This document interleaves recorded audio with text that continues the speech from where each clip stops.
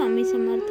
आपल्या या स्वामी लीला चॅनलमध्ये आपले खूप खूप स्वागत आहे. स्वामी कृपेने आपल्या सगळ्या चांगल्या इच्छा स्वामी महाराज नक्की पूर्ण करोत आणि असेच नेहमी आपल्या सर्वांच्या पाठीशी राहू ही स्वामींच्यांनी प्रार्थना. आणि आता व्हिडिओला सुरुवात करूया. अद्यबकर भाग 15. तुला ब्रह्म दाखवतो. मोहळोस श्री स्वामी समर्थ असताना एक कोष्टी जातीचा गृहस्थ आपणास ब्रह्म दाखवा म्हणून महाराजांची पाठीस लागला. काही केल्याने तो आपला नाद सोडीना. एके दिवशी महाराज कोष्ट्यास म्हणाले, तुला ब्रह्म दाखवतो. मोहळास श्री नागनाथाचे देवालय आहे. तेथे श्री स्वामी व कोष्टी होता. ब्रह्म पहा असे महाराजांनी म्हटल्याबरोबर कोष्ट्यास जिकडे तिकडे नाग दिसू लागले. कोष्टी हा घाबरून गेला व भीतीने तो भ्रमिष्ट झाला. बरेच दिवस तो वेड्यासारखा फिरत होता. नंतर गवेस्वामींनी श्री स्वामी समर्थांची प्रार्थना करून कोष्ट्यास पूर्वस्थितीवर आणले. तुझे घरी आम्हास विटाळ होतो, आम्ही येत नाही. मोहळास गेल्यावर श्री स्वामी समर्थ गणेश हरी सोहनी यांच्या घरी राहत म्हणून वर सांगितले आहे. एके दिवशी भाद्रपद मासी गणेश हरी यांचे घरी गणपतीचे उत्सवानिमित्त रात्री कीर्तन चालले होते. मध्यरात्रीचा समय असून पाऊस मंद मंद पडत होता. अशा वेळेस श्री समर्थ सभेतून उठून गडीचा दरवाजा उघडून बाहेर पडले. हे पाहून गणेश हरीही बाहेर पडून समर्थांची घरात जाण्याविषयी विनवणी करू लागले. अनेक प्रकारे प्रार्थना केली, पण महाराज घरात परत न जाता गणेश हरीस म्हणाले, तुझे घरी आम्हास विटाळ होतो, आम्ही येत नाही. असे म्हणून महाराजांनी जंगलाचा रस्ता धरला. रासोहनी मशाल घेऊन महाराजांबरोबर एक कोसभर जंगलात गेले. वारंवार परत येण्याविषयी प्रार्थना चालली होती, पण महाराज परत आले नाहीत. गणेश हरीची मग निराशा झाली. नंतर त्यांनी महाराजांस प्रश्न केला, पुन्हा केव्हा दर्शन द्याल? महाराजांनी उत्तर दिले, आंब्याच्या दिवसात येऊ. महाराजांजवळ एक मनुष्य ठेवून सोहनी घरी परतले. महाराजांनी गणेश हरीस तुझे घरी आम्हास विटाळ होतो असे सांगितले. त्याचे कारण असे होते की गणेश हरीने घरात एक बाळगली होती.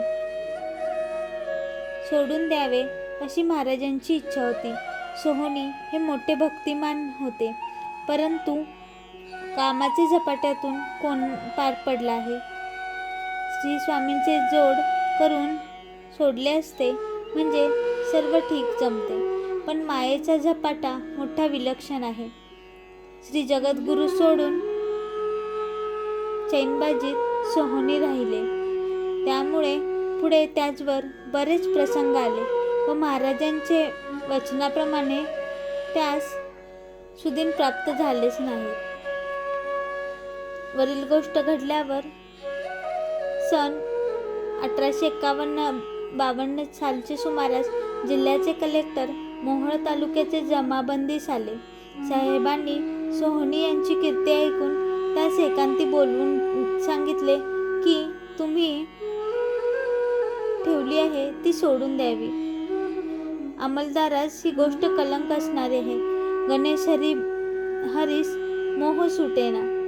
लहानपणापासून आपण तिजला ठेवले असून आता सोडणे बरोबर नाही असे मनात आणून उघडपणे साहेबास सोहनी यांनी उत्तर दिले. साहेबांनी खाजगी गोष्टीत लक्ष देऊ नये, त्यावरून साहेबास फार राग आला.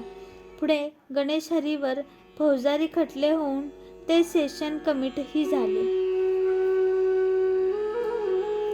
पण स्वामींचे कृपेने सेशनात गणेश हरी हे निर्दोष होऊन सुटले. मात्र मामलतीचे कामावरून ते बतर्फ झाले व सोलापूर जाऊन बरेच दिवस घरी राहिले. पुढे आंब्याचे दिवस आल्यावर श्री स्वामी समर्थ दिगंबर रूपाने 2 आंबे घेऊन सोहनी याजकडे गेले व ते आंबे घेऊन त्याचे पदरात घालून ते नाहीसे झाले. सोहनी यास बडोद्यास मामलतीची जागा मिळून सोन्याचे दिवस त्याच्या दृष्टीस पडले, पण ते केव्हा तर महाराजांच्या आज्ञेप्रमाणे सोडल्यावर. ती गोष्ट अशी आहे की जेव्हा नोकरीत जाऊन निर्वाहास साधन उरले नाही तेव्हा कुठेतरी प्रयत्न करून नोकरी मिळवावी म्हणून सोहनी आपल्या अंगवस्त्रासुद्धा पुण्यास गेले.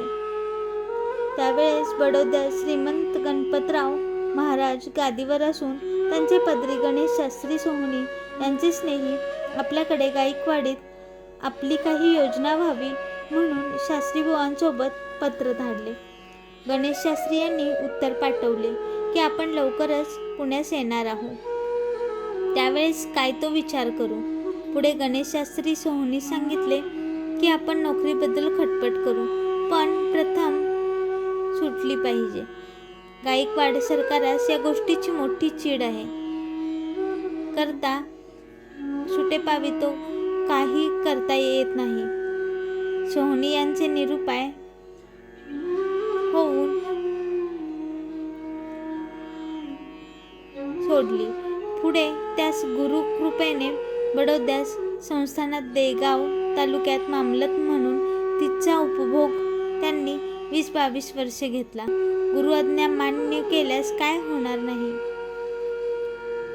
श्री स्वामी समर्थ महाराजांचे कोल्हापुरास आगमन. मोहोळहून श्री स्वामी महाराज ते सोलापुरास निघाले. सन 1854-55 सालची गोष्ट आहे. काही महिने महाराज सोलापुरास राहिले. रामभाऊ गुजर यांचे घरी महाराज राहत असत.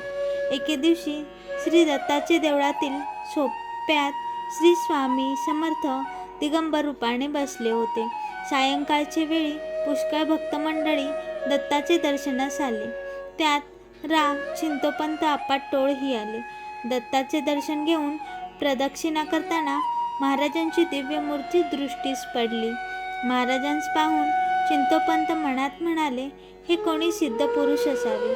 असे मनात येताच महाराज म्हणाले, मी सिद्ध पुरुष असो किंवा कोणी असो, तुला काय करावयाचे आहे, तू आपल्या वाटेने जा.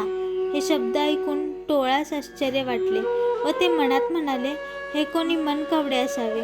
त्यावर महाराजांनी पुन्हा उत्तर दिले, आम्ही मनकवडे असो की कोणी असो, तू आपल्या वाटेने जा. हे उत्तर ऐकून महाराजांच्या अंतरसाक्षित्वाबद्दल चिंतोपंताची खात्री होऊन महाराजांसन्निध जाऊन त्यांनी दर्शन घेतले व घरी येण्याबद्दल महाराजांची प्रार्थना केली. चिंतोपंतांची भक्ती पाहून महाराज त्यांचे घरी गेले. भोजन करून चिंतोपंतांनी उत्तम प्रकारे महाराजांची सेवा केली व पुढे त्यांचे एकनिष्ठ सेवक बनले. श्री स्वामी समर्थ. व्हिडिओ आवडला असेल तर चॅनलला लाईक करा, शेअर करा, सबस्क्राईब करा आणि पुन्हा भेटूया एका नव्या अनुभवासोबत.